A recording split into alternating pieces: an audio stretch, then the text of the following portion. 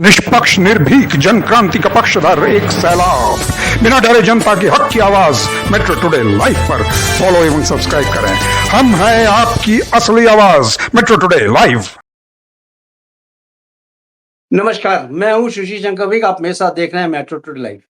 आज metro today live में आए हुए हैं जो पैनल पे, वो हैं एडवोकेट ब्रजेश जी, हाईकोर्ट के वकील हैं, जयपुर से जुड़ते हैं। ब्रजेश जी, आपका बहुत-बहुत स्वागत है मेट्रो टुडे लाइव में।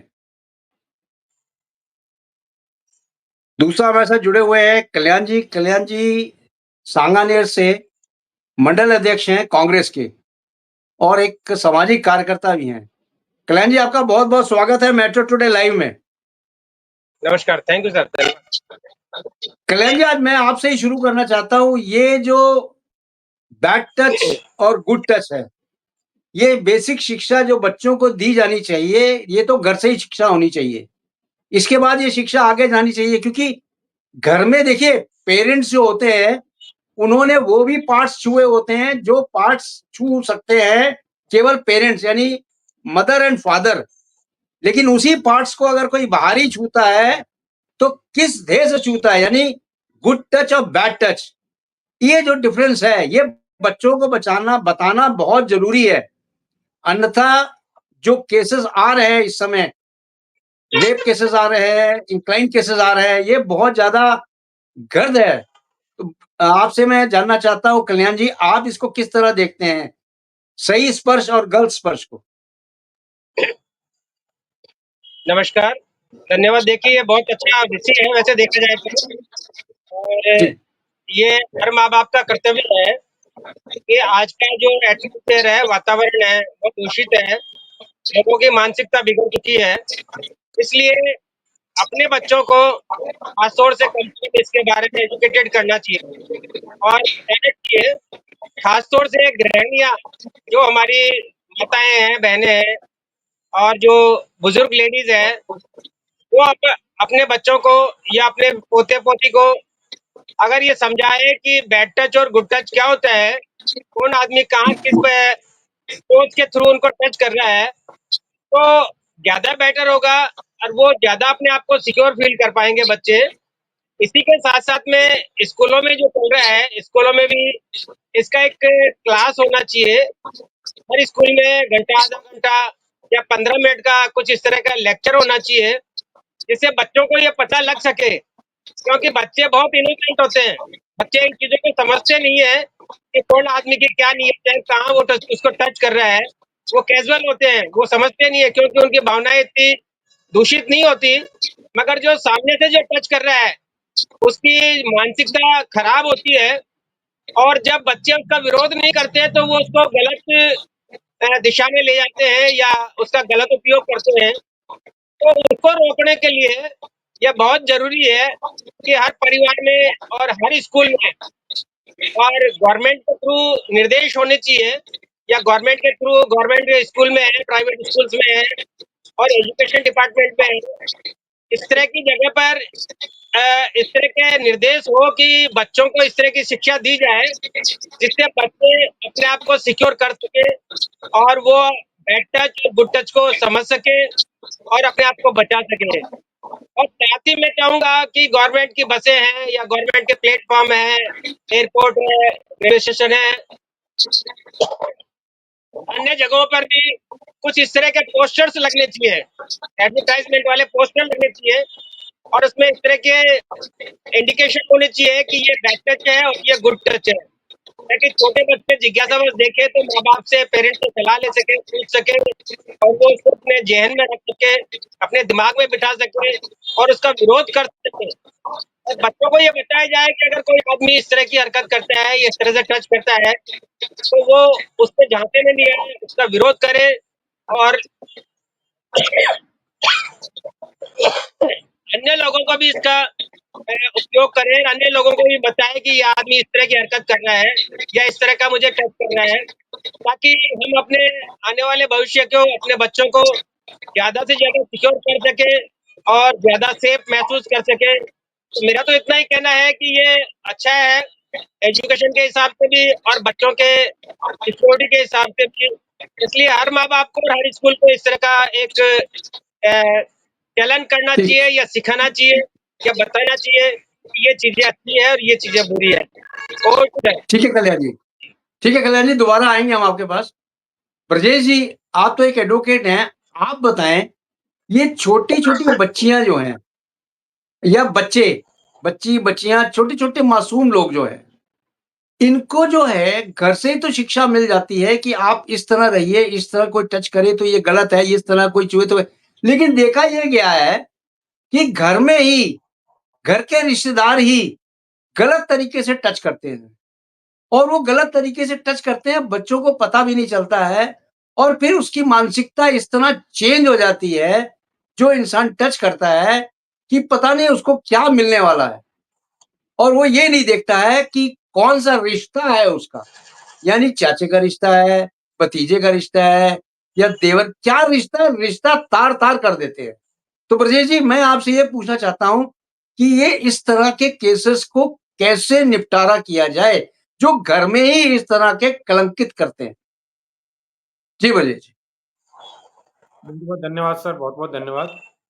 देखिए सर, जब हमारा देश स्वतंत्र हुआ था, जी, उससे 2 वर्ष पहले संयुक्त राष्ट्र संघ का गठन हुआ था ठीक है। और उसमें सर वैश्विक स्तर पर इस प्रकार के सर सारे जो हमारे मानवीय मुद्दे होते हैं, वो सारे मुद्दे वहाँ पर चर्चा की गई थी और पहले भी जी, की गई थी, बाद में भी की गई थी, बार-बार ये चर्चा की जाती है, समय-समय पर चर्चाएँ की जाती हैं।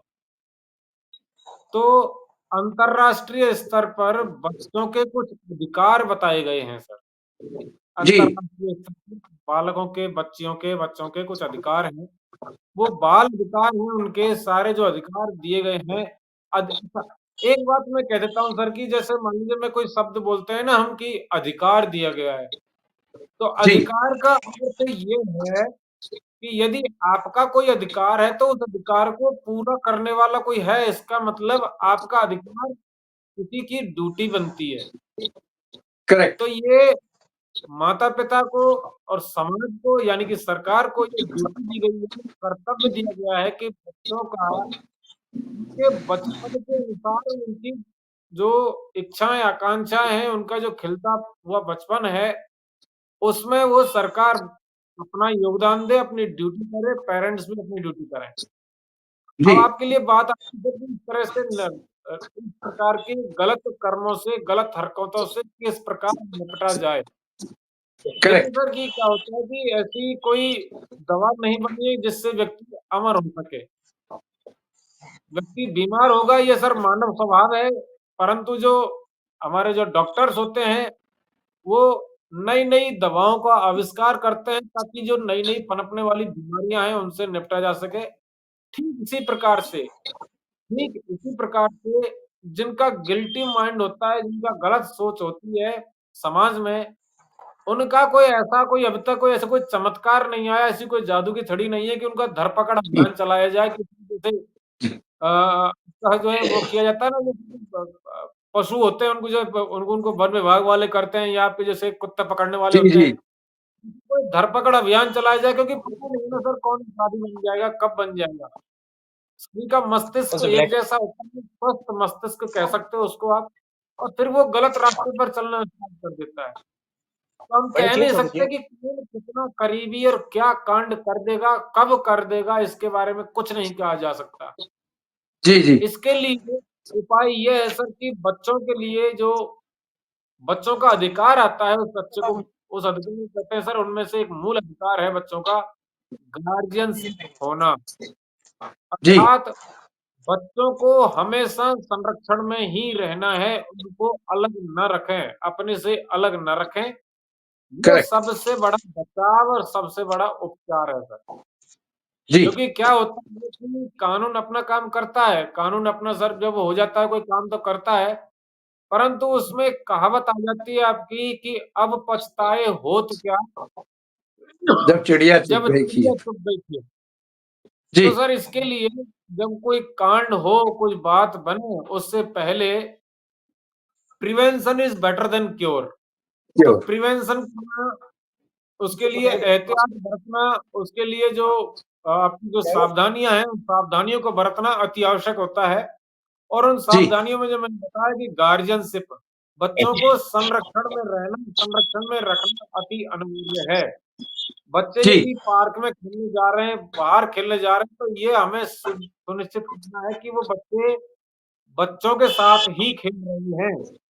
बड़े बच्चे भी, यहाँ तक कि मैं ये बात बताता हूँ सर, ये भी अनुभव आए हैं कि बड़े जो बच्चे हैं, उनके साथ छोटे बच्चे ना खेलें। क्योंकि जो बड़े बच्चे होते हैं 17, 18, 15, 16 साल के बच्चे, वो क्वाइट मैच्योर होते हैं मैच्योर और उनके अंदर एक बलिष्ठता भी होती है। उनके बाजू में बल होता है, वो जो है वो थोड़े, क्योंकि वो टेंडर एज को क्रॉस कर चुके होते हैं और वो टीनेजर में इस तरह से होते हैं, एडोलसेंट होते हैं वो। तो किशोर जो होते हैं बच्चे, उनमें थोड़ी-सी ताकत भी होती है, फ़ोर्स लगा के भी बच्चे को अब वो खींच सकते हैं, छोटे बच्चे को। जी जी इसलिए थोड़ा सर क्या है कि साथ के बच्चों में खेलें और खुले में खेलें। ये नहीं कि आज हमारे घर पर आके आइए हमारे घर पर खेलते हैं, हमारे घर पर ये काम करते हैं, और विशेष तौर पर बड़े बच्चे यदि हैं तो, बड़े बच्चे बड़ों के साथ ही खेलें, छोटे बच्चे छोटों के साथ ही खेलें।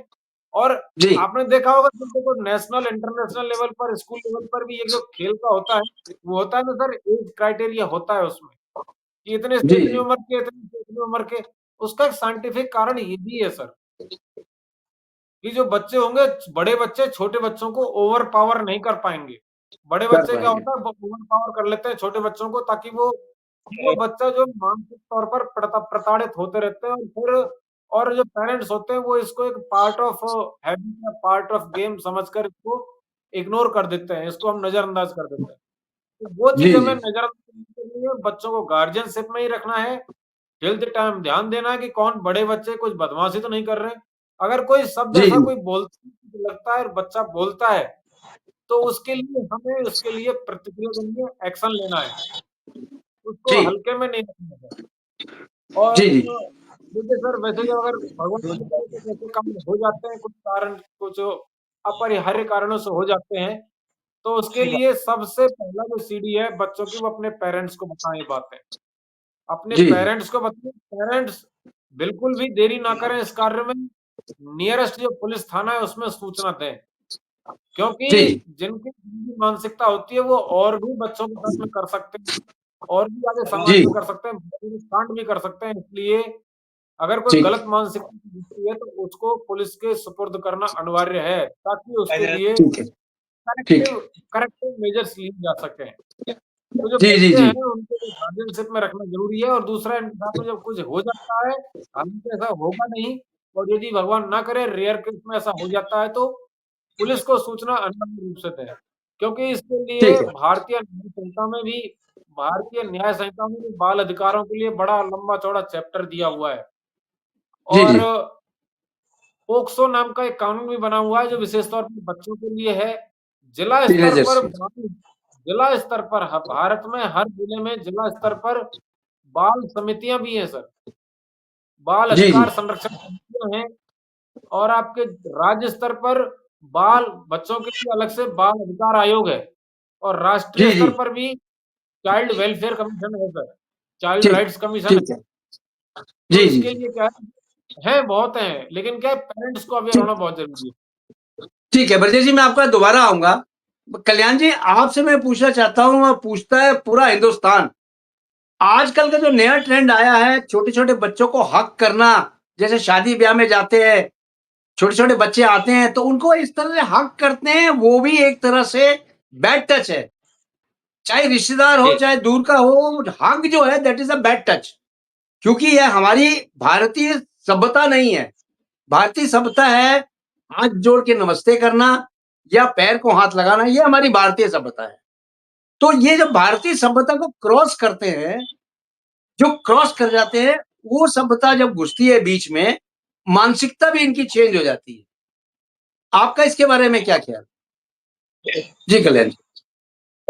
देखिए सबसे बड़ी बात ये है कि कुछ लोग बाग अपने आप को हायर क्वालिफाइड समझते हैं, और वो हायर क्वालिफाइड जो होते हैं लोग बाग, वो अपने आप को अंग्रेज की औलाद समझते हैं, सीधे शब्दों में ये कहूँ तो। क्योंकि वो वेस्टर्न कल्चर की नकल करते हैं और यहीं पर वो हिंदुस्तानी होते हुए अपने आप को शर्म महसूस करते हैं और वेस्टर्न कल्चर की नकल करके वो दूसरे लोगों के साथ वेस्टर्न कल्चर की तरह ही व्यवहार करते हैं, जो भारतीय सभ्यता के लिए बहुत ही हानिकारक है। जी और उसी को देखते हुए वो हमारी मीडियम फैमिलीज है, वो उनका अनुसरण करती है और वो हक करते हैं। इसलिए जैसा अभी हमारे भाई एडवोकेट साहब ने कहा, ब्रजेश जी ने, कि बहुत सारे नियम बने हुए हैं, पॉक्सो कानून बना हुआ है, मगर ये पॉक्सो कानून, ये कानून बने हुए हैं, इनमें एफआईआर होती है तब जाके कोई कानून लागू होता है। उससे पहले क्या है कि बच्चे बच्ची समझते नहीं है और वो शर्मा शर्मी में रहते हैं कि हम हमारे सेठ जी ने या हमारे जो मित्र है बड़े जो विदेश में रहते हैं उनके यहाँ फ्री है, वो ऐसा करते हैं तो हम भी इस चीज को फ्री करें। कि ये चीजें जो कि नेचुरल है, नेचर है, जो मैच्योर आदमी हो जाता है उसके बाद में उस आदमी का माइंड डाइवर्ट हो जाता है, उसमें परिपक्वता आ जाती है और फिर उन चीजों का ही वो गलत व्यवहार करता है या मिस व्यवहार करके गलत आचरण करता है। तो ये गलत है, इसलिए बच्चों को शुरू से ही ये चीजें सिखानी चाहिए कि बैड टच क्या है और गुड टच क्या है। क्योंकि जी पेरेंट्स किस हिसाब से टच करते हैं या एल्डर जो टच करता है या उसके दादा दादी या उसके चाचा चाची टच करते हैं तो उसमें वो फीलिंग्स नहीं होती। मगर जब एक मैच्योर आदमी किसी को हर्ट करता है तो उसमें वो फीलिंग्स आती है, तो वो अपने आप को रोक नहीं सकता और धीरे धीरे करके उस एक कल्चर का फायदा उठाकर उसको गुमराह करता है, मिसलीड करता है और उनका गलत उपयोग उठाता है। तो मैं तो यही चाहूंगा कि गवर्नमेंट, स्कूल और पेरेंट्स बच्चों को इस बारे में सिखाए, उनको बताए कि कोई भी आपसे बड़ा है या कोई भी आपसे उम्र में बड़ा है, अगर वो आपको इस तरह से हैक करता है, इस तरह से टच करता है और आपको अनसिक्योर फील होता है, आपको ये लगता है कि अच्छा नहीं लगता है, तो आप उसको डांटिए, उसको रोकिए और आप इस तरह की हरकत करने से आप बचिए, तो अपने आप को सेव कर सकेंगे और अपने आप को बचा सकेंगे। अन्यथा ये है कि हथेलियों के चक्कर में आदमी एक बार हक करता है, 2 बार हक करता है, 4 बार हक करता है और फिर इस तरह की चीजें जो है धीरे-धीधीरे करके मेंटालिटी चेंज होती चली जाती है और फिर वो गलत ट्रैक पे चले जाते हैं और गलत स्टेप उठा लेते हैं। बाद में बहुत पछताना पड़ता है। इसलिए ये जो कानून बने हुए हैं उसका थोड़ा-सा प्रचार प्रसार होना चाहिए, बच्चों को सिखाना चाहिए। स्कूल में भी एक इस तरह का चैप्टर हो जो बच्चों को शिक्षा दे सके, बता सके और ये जी आज के युग में मैं जानता हूँ बहुत जरूरी है, एक नेसेसरी हो गई, ठीक एक है आदमी की आवश्यकता हो गई कि बच्चों को करना है, तो ये बैड टच और गुड टच लेसन बहुत ही जरूरी पढ़ना है। और तो है जी। ठीक है, आपके पास मैं वापस आऊंगा। आपकी तबीयत भी थोड़ी नाजाज लग रही है आज मुझे। ब्रजेश जी, देखिए पोक्सो एक्ट के बारे में अभी आपने बताया कि एक पोक्सो एक्ट है। ब्रजेश जी, मैं आपसे सीधा सवाल ये करना चाहता हूँ, पोक्सो एक्ट में जो माइनर बच्चे हैं उनका केस आता होगा, ठीक है? अब माइनर बच्चों का जो केस आता है, मतलब किसी भी तरह का केस आता है, वो आता है पॉक्सो एक्ट में। अब पॉक्सो एक्ट में टाइम भी बहुत ज़्यादा लगता है, यानी कि पेरेंट्स को बार-बार आना-जाना पड़ता है, ये करना पड़ता है, वो करना पड़ता है, मतलब प्रोसेस काफ़ी है। और उसके बाद क्या होता है, उसको एक बच्चे को जो कल्प्रिट है, उसको एक सुधार घर में भेज दिया जाता है, कि वहाँ वो सुधरेगा। मतलब उसको जेल ना करके उसको सुधार घर में भेज देते हैं, वहाँ सुधरेगा। तो जिसकी मेंटालिटी, यानी जिसके दिमाग में इस तरह के फतूर घुसे हुए हों, उसको सुधार घर में क्या चेंज होगा? ये पोक्सो एक्ट लगाने से क्या होगा? ये मुझे समझाएँ। यानी 140 करोड़ जनता को बताएँ। जी, आपने क्वेश्चन जो पूछा और उसका एक सार जहाँ तक मैं समझ पा रहा हूँ वो ये है कि जी, एक जो बच्चा जिसके साथ हुआ वो भी एक नादान बच्चा और जिसने किया वो भी एक बच्चा है। बिल्कुल परंतु सही है। जिसने किया वो थोड़ा-सा बड़ा हो सकता है 15 साल, 16 साल का, ताकि वो थोड़ी इसमें वो मैच्योर समझ गेन कर चुका है, नहीं है। प्राप्त कर चुका है। अब जी, वो बच्चा यदि इस तरह से करता है, तो उसको सुधार गृह में भेजने से क्या अर्थ होगा, क्या लाभ होगा, ये मैं समझ पा रहा हूँ। देखिए सर, जी, क्या जी। होता है कि तो बोलते हैं क्राइम जी, हिस्ट्री जी। अर्थात किसी व्यक्ति ने अपराध किया, उसका इतिहास क्या है, उसका पूर्व क्या है। अब चूँकि जी। क्या होता है कि जो बच्चे होते हैं, 15 साल और 15-16 साल का लड़का या बच्चा जो होता है, उसकी कोई ऐसी पूर्व हिस्ट्री कोई रेयर केस में मिलती है कि पहले भी कर दिया होगा मिलती इसने है। 12, ऐसा मिलता नहीं है। क्योंकि जी। उसके अंदर जो उसकी जो मेमोरी पावर होती है बच्चे की, वो कोरे कागज़ की तरह होती है। हर साल उसके अंदर जो नॉलेज होती है इस एज में, वो पुस्तकों की होती है। ये किताब पढ़ी फिर अगली पढ़ ली, जी। ये किताब पढ़ी फिर अगली पढ़ ली। जी, जी। भली वो मेमोरी को वो रखना उचित नहीं समझता, ना कोई कोई बड़ी, जब तक कि कोई बड़ी घटना ना हो, वो अपने कार्य को दोहराता नहीं है इस तरह से करता। एक बार जी, जी। गलती कर दी तो जी, जी। दोबारा गलती नहीं करता है। जी, जी। लेकिन कुछ होते हो सकते हैं कोई बच्चे, रेयर केस में ऐसा हो सकता है जो भाई पहले भी अपराध कर दिया 14 साल की उम्र में, फिर भी कर दिया और फिर भी कर दिया, करता ही जा रहा है। जी, जी। तो उनको सुधार गृह में नहीं, फिर एक उसके लिए सर थोड़ा-सा ऊपर जाया जाता है। सरकार कर सकती है इसके विरुद्ध कार्रवाई। सरकार के पास पावर है, मतलब जो सरकारी वकील है वो करेंगे इस काम को। ऊपर एक कोर्ट में जाया जाता है इसके लिए, हाई कोर्ट में, और वो उसमें फिर पूरी हिस्ट्री को देख के कि नहीं, ये सुधरने लायक नहीं है, इसके अंदर वो चीज़ नहीं है कि हाँ, ये सुधर जाए। ये इर्रिवर्सिबल हैबिट है, मतलब वो ऐसी हैबिट नहीं है जिसको अनडू किया जा सके, जी। रिवर्स किया जा सके। ये इसके अंदर ये जो हैबिट है, ये परमानेंटली फॉर्म हो गई है। एक डिपॉज़िट हो गया है, एक स्थायी रूप से ऐसी चीज़ें कि गलत काम करना है तो करना है। ये इसके अंदर ये करना है। चीज़ें हो गई हैं। तो उसको दूसरा तरीका भी अपनाया जा सकता है, उसको एक मेडिकल उसमें भी दिया जा सकता है, मेडिकल ट्रीटमेंट के लिए भी, कि कहीं ऐसा तो नहीं है ये बच्चा साइको हो, मानसिक रूप से करेक्ट। विकसित व्यक्ति होता है जैसे, कि उसको यही करना है। जैसे मैं आपको एग्ज़ाम्पल देता हूँ सर, कि बुलंदशहर नोएडा के आस-पास मुझे एक निठारी करके कांड हुआ था। जी, जी। निठारी कांड हुआ था, तो वो बच्चों का मांस खाता था। जी, जी। मासूम बच्चों का मांस खाता था और कई बच्चों को उसने मारा। महाराज तो जी, उसके बिल्कुल। अंदर क्या था कि केवल मारना, वो उसका केवल मारना या कोई बदला लेना ये नहीं था, बल्कि उसका एक सनक सवार हो गई थी कि उनके बच्चों को इस तरह से करना। तो कुछ बच्चों में, कुछ हुँ। लोगों में भी हो सकता है, बच्चों में हो सकता है कि डिसऑर्डर होता है, फिर बीमारी होती है ये। तो उसके लिए मेडिकल में, हालाँकि इसके लिए डॉक्टर्स बताएँगे, जो साइकोलॉजिस्ट है, साइकियाट्रिस्ट है, वो बताएँगे उसको कि बीमारी कौन-सी है और उसके अनुसार उसका ट्रीटमेंट करवाया जा सकता है, यदि कोर्ट को लगता है तो। और कोर्ट तो को लगता है कि नहीं, ये बीमारी नहीं है, ये जानबूझ के कर रहा है, कुछ और है इसके मन में, तो उसको फिर सुधार गृह में नहीं बल्कि जेल में ही जाएगा वो। नहीं, हाई मैं कोर्ट के आपको पास में एक एक्स्ट्राऑर्डिनरी पावर होती है मैं इसकी। आपको यहाँ रोकना चाहता हूँ। क्या जो 17 साल या 18 साल के नीचे हैं बच्चे, उनको भी जेल हो जाती है?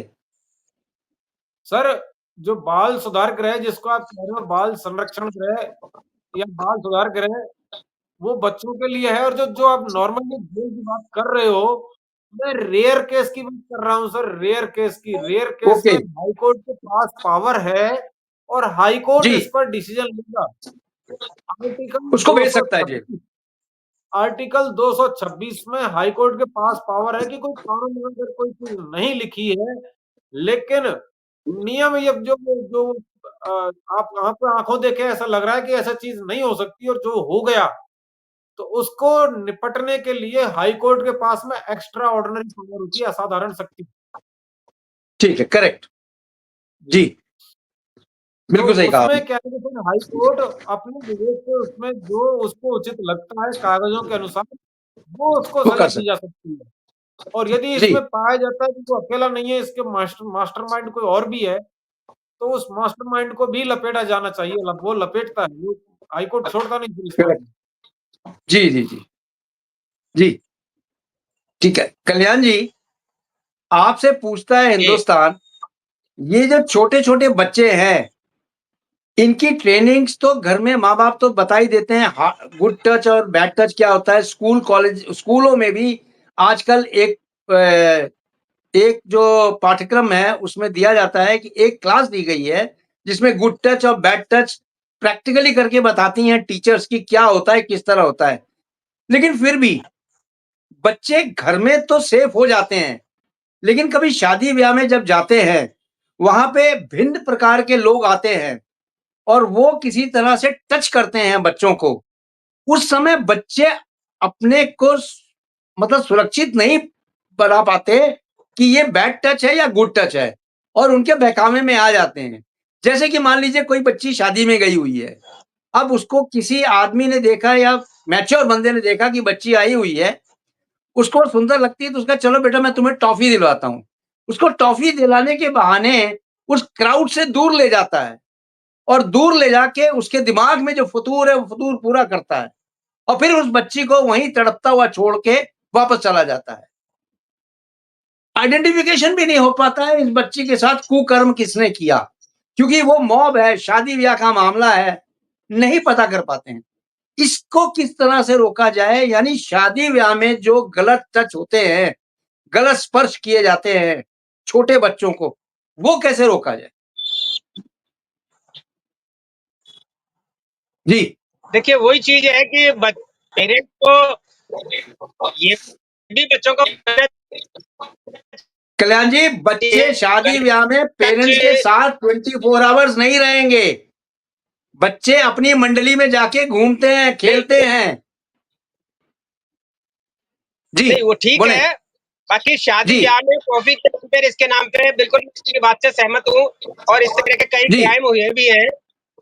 ये हुए चीजें हैं। भी बच्चों को बैड टच के पे बतानी चाहिए कि अगर कोई आदमी आपको अनजान आदमी है, आपको टॉफी दे रहा है या आपको चॉकलेट दे रहा है या आपको और किसी चीज का लालच दे रहा है, तो उन चीजों से परे रहे। और बहुत सारे लोग बाग या बहुत सारे बच्चे इस चीज से अवेयर रहते हैं कि हम लोगों को इस तरह की हरकतें नहीं करनी चाहिए। तो ये चीजें पेरेंट्स ही बता सकते हैं कि अनजान आदमी के साथ में नहीं जाए, उसके साथ में कोई कॉफी नहीं ले, उसके हाथ से कोई चीज नहीं ले, तो बेटर होगा। और ये चीजें तो देखिए रोकना बहुत मुश्किल है, क्योंकि बाकी आप बच्चों को सेव कर सकते हैं, बच्चों को ये बता सकते हैं कि कौन सी चीज खराब है, कौन सी चीज अच्छी है। बच्चों को ये बता सकते जी, हैं कि जब तक आप किसी आदमी को पहचानते नहीं या आपका जानकार आदमी नहीं हो, तब तक उससे किसी चीज की ले नहीं, उसके साथ नहीं जाए, टॉफी नहीं ले या अन्य चीजों का लालच में नहीं आए। और अगर लालच में आती है तो अपने साथ में किसी और दूसरे आदमी को ले जाए कि ये मुझे टॉफी दिला रहा है या और कुछ कर रहा है। तो अपनी सहेली है, अपने साथी है या अन्य बच्चे हैं, उनको बताएं कि अंकल मुझे इस तरह की बात कह रहे हैं। तो ये चीजें तो देखिए घर में संस्कार डालने से ही हो सकता है, क्योंकि जी, इसके लिए इंटेलिजेंट आदमी है वो ऐसे ही छोटे बच्चों को, ऐसे ही इनोसेंट बच्चों को छूते हैं और ऐसे ही क्राइम बढ़ता है। इसलिए बच्चों जी, को ब्याह शादी में भी पेरेंट्स को ध्यान रखना चाहिए, थोड़ा सिक्योर रहे और ऐसा समझा के ले जाए बच्चों को, जो छोटे बच्चे हैं, कि अनजान आदमी के साथ में कोई है नहीं। अगर कोई टॉफी दिलाता है, लालच देता है तो वो चीजें ले नहीं, तो हम सेफ रह सकते हैं, अन्यथा नहीं सर। जा जी, ओवर टू सर। कल्याण जी, कल्याण जी, छोटे बच्चे होते हैं मन के सच्चे, इनको चाहिए जी, प्यार। छोटे बच्चों को जिसने भी प्यार किया, यानी अनजान व्यक्ति भी अगर उनको प्यार से बिल्कुल, बुलाएगा, बिल्कुल। वो उनके पास जाएँगे। और उनको बच्चे हैं, एकदम मन के सच्चे हैं, इनको कोई मतलब नहीं दुनिया से क्या है। और बच्चों की आदत क्या होती है, टॉफ़ी चाहिए या कोई चीज़, उनको आइसक्रीम चाहिए, जो उनकी फ़ेवरेट है। अगर कोई भी उनको देता है, तो ये लेने से मना नहीं करते और 24 आवर्स पेरेंट्स रहते नहीं हैं साथ में, शादी-ब्याह में। ज़्यादा से ज़्यादा कांड शादी-ब्याह में होते हैं या घर में होते हैं, रास्ते में तो होंगे नहीं, स्कूल कॉलेजेस में होंगे नहीं। क्या इस तरह से बिहेवियर्स बच्चों को कि डेमो करके भी बताया जाए, तो भी बच्चे जो है एकदम क्लीन चिट होते हैं, उनको कुछ नहीं समझ में आता। ब्रजेश जी, मैं आपसे ये पूछना चाहता हूँ, आप ये बताएँ कि जो इस तरह के प्रकृति के लोग होते हैं, उनको शादी ब्याह में ही नहीं बुलाया जाए। क्या एक ये अच्छा सजेशन है? देखिए सर, जो शादी ब्याह जैसा बात कर रहे हैं, जी, वैवाहिक समारोह अर्थात ये जो जितनी भी आपकी सोशल गैदरिंग होती है, सोशल गैदरिंग, जी, जो सोशल गैदरिंग होती है उसमें क्या होता है कि सब एक अतिथि के रूप में आते हैं, सब अपने-अपने जो बुलवाता है होस्ट तो उसके सारे गेस्ट होते हैं। जी, और जी, अभी मैंने आपको जो कभी प्रीवियस बात उसमें सेशन में बताया था इसी जी, जी, डिबेट में ऐसा तो हो नहीं सकता कि हमें हमें पता नहीं है ना कि किसके हमें धरपकड़ अभियान करना चाहिए। तो ये करेक्ट, जो बिल्कुल है, सही कहा आपने। ये जो चीज़ें हैं सर, कुछ लोग होते हैं ऐसे जिससे इनका क्या होता है रिश्तेदारियों में भी पता चल जाता है कि हाँ, ये इस माइंडसेट का है। लेकिन फिर भी किन्हीं कारणों से आप डायरेक्ट कोई मना नहीं कर सकता कि साहब ये नहीं आना चाहिए। ये मेरे उसमें जी, जी, कार्यक्रम जी, में साहब इसको भगा दूँगा या ऐसा कर दूँगा। जब तक ठीक, कि कुछ ऐसा ना हो। हाँ, ये बात है कि जिसको जिसका माइंड खराब है, उसके घरवालों को ये सोचना है कि यार यहाँ पर वहाँ नहीं लेके जाएँगे इसको हम। हम नहीं लेके जाएँगे करेक्ट, नहीं तो बिल्कुल यहाँ सही पर कहा। वहाँ पे हमारी बेइज़्ज़ती बदनामी करवाएगा, कराएगा। अपमान करवाएगा, जी, हमारी इंसल्ट करवाएगा ये ले जाके। तो इसलिए जी, जी, जी, बिल्कुल सही। ऐसे लोगों को ऐसे लोगों को जो है सबक घरवालों को सिखाना चाहिए। घरवाले आगे आएँ कि हाँ, इसके अंदर ये गलत है और इस गलती के लिए हम इसके लिए कोई ज़िम्मेदारी नहीं लेते। तो करेक्ट, घरवाले इस बात पे बात जी, करें क्योंकि जो बुलवाता है उसके हाथ में नहीं होता चीज़ें और जो जा रहे हैं बाकी रिश्तेदार, नातेदार जा रहे हैं, बाकी जितने अतिथि जा रहे हैं, उनके हाथों में भी नहीं है उसको रोकना। भले ही उसको वो जानते होंगे जी, जी, लेकिन फिर भी वो उसको रोकते नहीं है, रोक नहीं पा सकते, रोकना नहीं चाहते या रोकना भी चाहें तो वो कह नहीं सकते कि भाई तुम मत आओ या उसको मत बुलवाना। हाँ, बिल्कुल सही है। अब सर आ गया, वो समारोह में आ गया, तो उससे क्या है कि बचाव करना ही अपना एक वो होता है, अपने बच्चों को पहले ही बता दें कि बेटा यदि वो तुमको कहीं दिखाई दे तो उसके साथ मत जाना मत जाना। जी, जी, या उसके साथ मत करना कुछ। इस तरह से सर पहले से ये प्रिकॉशन क्योंकि सर ये जो चीज़ें हैं सर अपराध नहीं होगा या ना करें, इसके लिए अपराधियों के लिए कोई एसओपी नहीं है। अपराधी लोगों के करेक्ट, लिए कोई एसओपी नहीं होती है। जैसे क्या होता है सर कि गुड और बैड जितने भी बैड वर्क होते हैं उनकी कोई रूल नहीं है। क्योंकि सर बीमार होने का कोई नियम नहीं है, स्वस्थ रहने की दिनचर्या होती है। जो भी बताएगा आपको करेक्ट, स्वस्थ रहने की दिनचर्या बताएगा। सेम ऐसे ही हम बता सकते हैं कि बच्चों को किस प्रकार से अपना एहतियात बरतना है। लेकिन अपराधी को अपराध कैसे नहीं करना है वो ये कहीं नहीं लिखा हुआ है सर। गलत काम के लिए जी, जी, नो जी, कोई रूल नहीं है। तो वो कर सकते हैं और वो जो करते आए हैं, उसमें वो सफल भी हो सकते हैं यदि अगर हम करेक्ट, सावधानी नहीं बरतें तो। इसलिए हमें सावधानी जी, जी, बरतना अति जी। जी, जी, ठीक। तो टाइम मेरे पास इतना ही था। आप लोग का बहुत-बहुत धन्यवाद आने के लिए मेट्रो टुडे लाइव में और चर्चा में भाग लेने के लिए। जय हिंद, जय भारत। जय हिंद, जय भारत।